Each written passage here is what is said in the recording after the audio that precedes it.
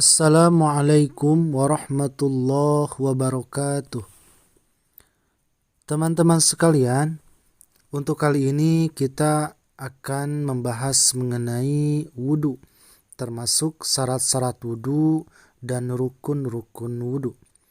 Tapi sebelumnya bagi teman-teman yang belum subscribe, silahkan subscribe terlebih dahulu agar channel ini bisa lebih berkembang. Terima kasih. Untuk melakukan sholat, seseorang diharuskan bersuci dari hadas, baik hadas kecil maupun hadas besar. Yang masuk dalam kategori hadas kecil adalah hal-hal yang dapat membatalkan wudhu. Hadas kecil bisa dihilangkan dengan cara berwudhu. Dalil yang menjelaskan tentang kewajiban wudhu sebelum sholat adalah firman Allah Subhanahu wa Ta'ala di dalam surah Al-Maidah ayat yang ke-6. Ya ayyuhalladzina amanu idza qumtum ila sholati fagsilu wujuhakum wa aydiyakum ilal marafiqi wamsahu biru'usikum wa arjulakum ilal ka'bain. Artinya, wahai sekalian orang yang beriman, bila kamu berdiri akan melakukan sholat, maka basuhlah mukamu dan tanganmu sampai dengan sikut, dan usaplah kepalamu dan kakimu sampai dengan kedua mata kaki. Adapun dalil penguat yaitu sabda Rasulullah Shallallahu Alaihi Wasallam, yaitu la yaqbalullahu salata ahadikum idza ahdasa hatta yatawaddaa. Artinya, Allah tidak akan menerima salatnya orang yang hadas sehingga orang itu mengambil wudu terlebih dahulu. Hadis riwayat Bukhari. Kita masuk ke pembahasan mengenai syarat-syarat wudu. Sebelum kita berwudu, ada 9 syarat yang harus dipenuhi dan wajib kita ketahui. Yang pertama, yakin bahwa diri kita berada dalam keadaan hadas. Jika masih ragu, maka wudunya tidak sah.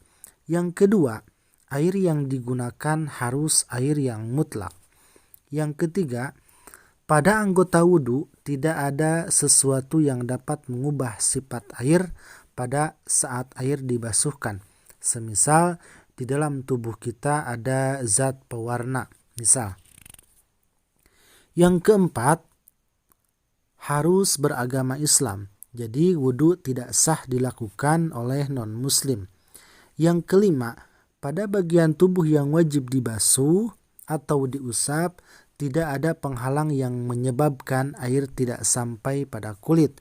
Semisal ada cairan lilin, cairan cat yang dapat menghalangi sampainya air pada kulit. Termasuk juga penghalang yaitu kotoran mata dan debu yang menumpuk sehingga dapat menghalangi masuknya air. Bila ada duri yang tertancap pada bagian yang harus dibasuh, maka harus dicabut apabila sebagian dari duri tersebut tampak dari luar. Sebab ketika duri masuk ke dalam tubuh, maka daging yang ditancapi duri itu menjadi anggota tubuh bagian luar yang harus dibasuh. Beda halnya jika duri tersebut tidak tampak, maka tidak wajib dicabut karena termasuk anggota tubuh bagian dalam. Yang keenam, waktu sholat sudah masuk. Syarat ini berlaku hanya bagi orang yang daimul hadas atau selalu berhadas, seperti wanita yang istihadah atau orang yang menderita penyakit beser. Yang ketujuh, tamyiz atau sudah pintar. Oleh karena itu, wudu tidak sah dilakukan oleh anak kecil dan orang gila. Yang kedelapan, mengetahui cara wudu yang benar. Dan yang terakhir, tidak ada hal yang mencegah sahnya wudu seperti haid dan nifas. Tentu saja wanita yang sedang haid dan nifas ketika berwudu maka wudunya tidak sah. Selanjutnya pembahasan mengenai rukun wudu. Rukun adalah hal-hal yang harus dilakukan dalam berwudu. Rukun wudu ada 6. Yang pertama niat. Niat artinya bermaksud melakukan sesuatu pada saat memulainya. Dalam wudu, niat dilakukan bersamaan dengan membasuh muka. Isi dari niatnya berupa berniat menghilangkan hadas, atau niat bersuci dari hadas, atau niat untuk diperbolehkannya mengerjakan sholat. Jika diucapkan, maka contoh niat seperti ini. Nawaitul wudu'a liraf'il hadasil asgori fardhol lillahi ta'ala. Yang kedua, membasuh wajah sampai rata.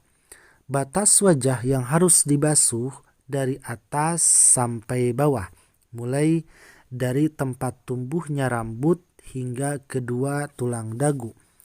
Sedangkan ke samping adalah antara telinga kanan sampai telinga kiri.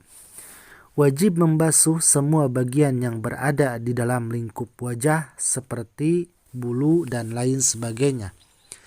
Mengenai jenggot dan cambang yang tebal masih ada pemilahan hukum.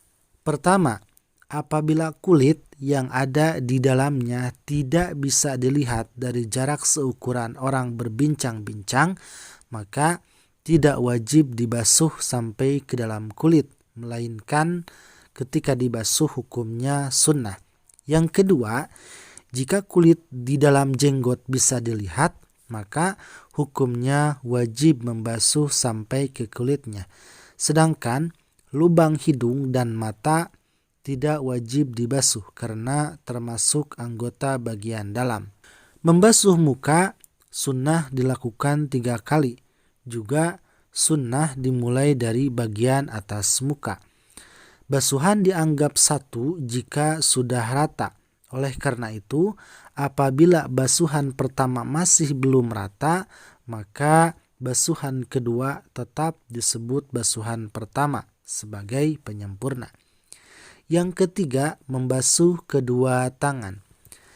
Bagian tangan yang harus dibasuh adalah dari ujung jari-jari sampai dengan siku. Cara membasuhnya yaitu dimulai dari ujung jari-jari sampai dengan siku dengan cara mendahulukan tangan kanan. Masing-masing diulangi 3 kali.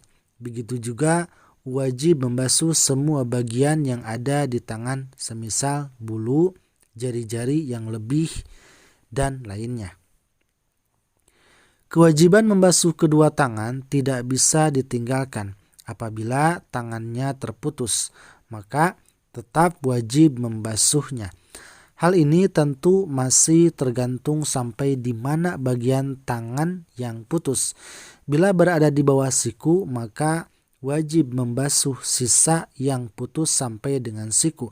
Bila putus sampai di atas siku, maka tidak wajib membasuh ujung bagian yang putus. Tetapi hukumnya disunnahkan. Mengusap sebagian kepala.